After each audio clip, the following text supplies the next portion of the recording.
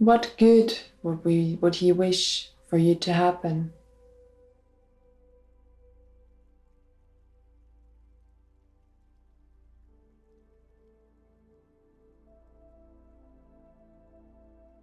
And what would he answer if you were to ask him what he needed to know or to happen in order to take himself out of that situation?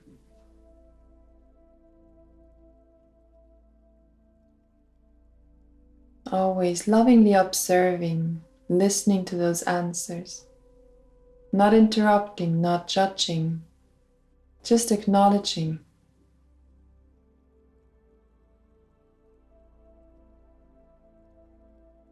And if it helps, maybe bringing other situations into your mind's eyes.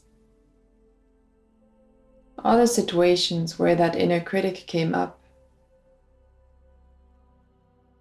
Asking yourself what position it's taking, what person it is representing. Asking it why it is there.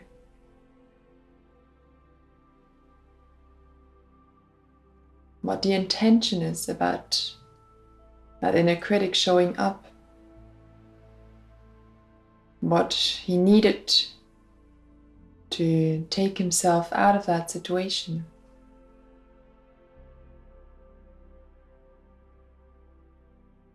What he needed to know or to happen so he could disappear or just quiet.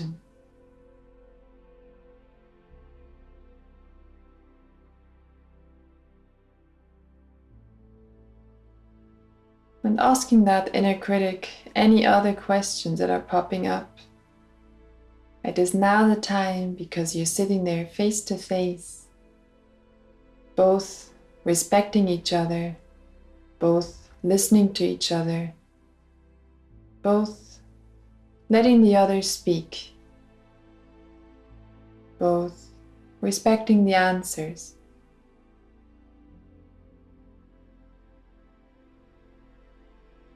And trying to understand him, trying to understand what that inner critic wants to protect you from. Is he maybe worried that you're taking a wrong way? Is he worried that you might fall deep? Is he worried that you might get hurt? Is it worried that you might get disappointed? That your plans may not be realistic, that they may not work out.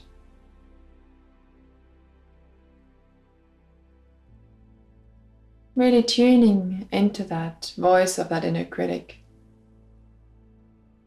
and trying to understand the pattern if we move from situation to situation where that inner critic is showing up. Trying to evaluate that pattern when he is showing up, when he is speaking up, when he is limiting and criticizing and holding back, and understanding what the intention behind that is. Because mostly we are in a fight with that inner critic, and he releases negative emotions within us.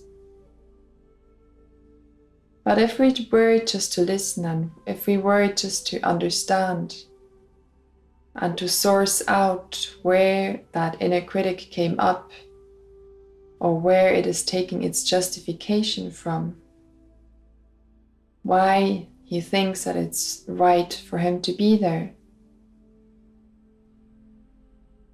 is the source of that justification just in that very moment? Or is that source for the justification maybe in your childhood, where someone told you that you cannot do X, Y, or Z, that you cannot do this and that? And that is when that inner critic came up, always trying to hold yourself back, always trying to limit yourself, trying to tell yourself that you're not good enough, or whatever it is that inner critic is addressing you with. Maybe that came up a long time ago, a few years back, and it's just always been there. And there's no reason to believe that anymore. It's an old pattern that we have outgrown, that we have outlearned, that we have developed out of. That is not realistic anymore. And we don't have to believe everything that we think. And we are not our thoughts, and we are not the story of we think that we are being shaped by our past. We are always in the very here and in the very now. And we can always take decisions of going into a different direction. We can always identify thought patterns that we can say, okay, now they don't make sense anymore, and I decide to now leave them behind us. We can always decide to take a new step, which gives us a distance from our thoughts and from our story.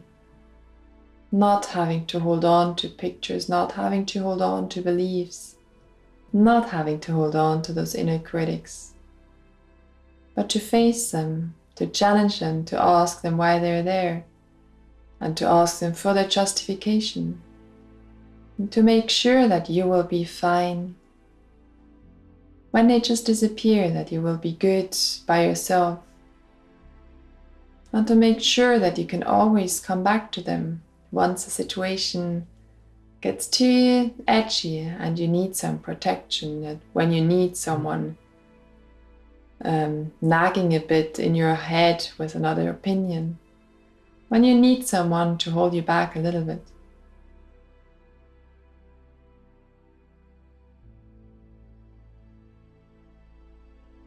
So just taking that point of stepping into a loving or kind relationship with that inner critic, trying to understand rather than trying to fight, trying to cooperate rather than letting yourself being dragged down,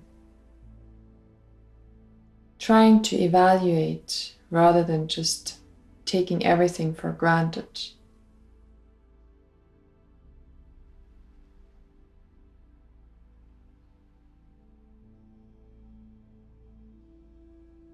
Feeling into those insights,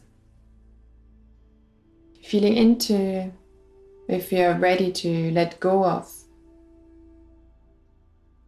specific patterns of situations where that inner critic comes up. Tuning into whether we want to react differently the next time that he shows up.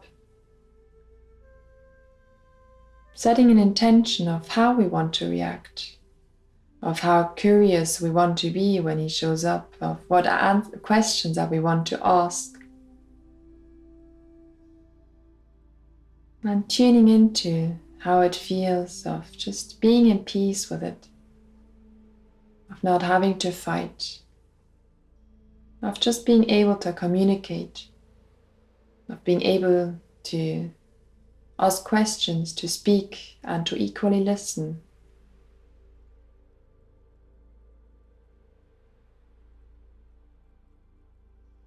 Bringing your attention to your breath into your chest,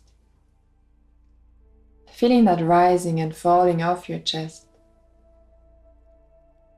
feeling that appreciation of realizing that you are not your thoughts and you're not your limitations and you're not your story. And feeling the freedom that of the knowledge that we can always choose and always can leave behind, always pick up new patterns, always develop new roots. Taking a deep inhale Releasing exhale. Another deep inhale.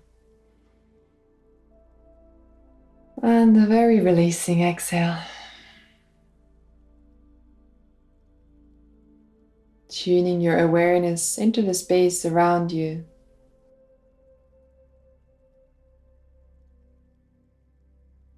Tuning into the possible noises around you.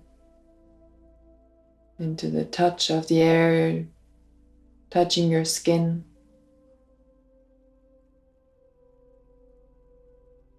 And the light shining down on your closed eyelids.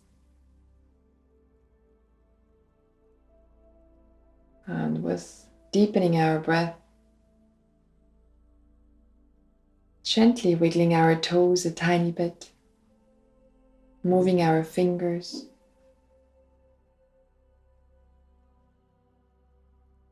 rolling our head from the right to the left, and getting ready to come back to the here and now. And whenever we are ready, gently cracking your eyes back open.